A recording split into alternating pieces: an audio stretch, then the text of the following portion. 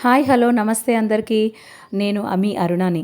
And మీకు ఈరోజు అయితే ఒక మంచి విషయం చెప్పాలని అయితే వచ్చానండి. అదేంటంటే మీకు ఇంటర్లింక్ నెట్వర్క్లో గ్రాఫ్ న్యూరల్ నెట్వర్క్ అంటే ఏంటి, అసలు ఎలా వర్క్ చేస్తుందని తెలుసుకుందాం.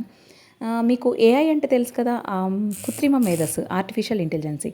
అంటే ఇక్కడ ఏంటంటే ఈ జిఎన్ఎన్ అండ్ ఏఐ సిస్టమ్ అనేది మనుషులు వాళ్ళు చేసే యాక్షన్స్ని క్లియర్గా డేటాని అర్థం చేసుకోగలుగుతుందన్నమాట.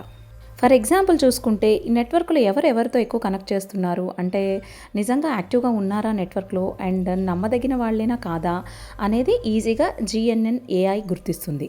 అంతేకాకుండా block chain and verification system and fraud detection అనేది ఈజీగా చేస్తుందన్నమాట. సింపుల్గా చెప్పాలంటే ఈ నెట్వర్క్ అనేది వాళ్ళ మనుషుల మధ్య ఉన్న యాక్టివిటీస్ని గుర్తించే ఒక ప్రక్రియ. మన ఇంటర్లింక్లో ఈ జిఎన్ఎన్ ఏఐ పాత్ర ఏమిటి అంటే, సో ఇది హ్యూమన్ నోడ్ని ఈజీగా వాళ్ళ మాటలు కాదు, వాళ్ళ యాక్షన్స్ని, వాళ్ళ యాక్టివిటీస్ని గమనించగలుగుతుంది. వారు డైలీ ఎంత చక్కగా మైనింగ్ చేస్తున్నారా లేదా, వారు రియల్ హ్యూమనా కాదా, అండ్ వాళ్ళ యాక్టివిటీ ఎంత కాన్స్టెంట్గా ఉంది, దాన్ని బట్టి ఒక ట్రస్ట్ స్కోర్ అనేది క్రియేట్ చేసుకుంటుంది. ఈ జిఎన్ఎన్ ఏఐ ఎలా నిర్ణయం తీసుకుంటుంది, అవునా కాదా అనే జస్ట్ సింపుల్ ఆన్సర్తో కాదు. ఇది ఎవరైతే యాక్టివ్గా ఉంటారో వాళ్ళకైతే స్కోర్ అయితే మంచిగా వచ్చే అవకాశం ఉంది, హెచ్సిఎస్ స్కోర్. సో ఇన్యాక్టివ్గా ఉన్న వాళ్ళకి తక్కువ వచ్చే ఛాన్స్ ఉంది. సో జిఎన్ఎన్ ఏఐ పాత్ర ఏంటి ఐటీఎల్జీ వెరిఫికేషన్లో అంటే, ఇది జస్ట్ ర్యాండమ్గా జరిగే ప్రాసెస్ కాదు.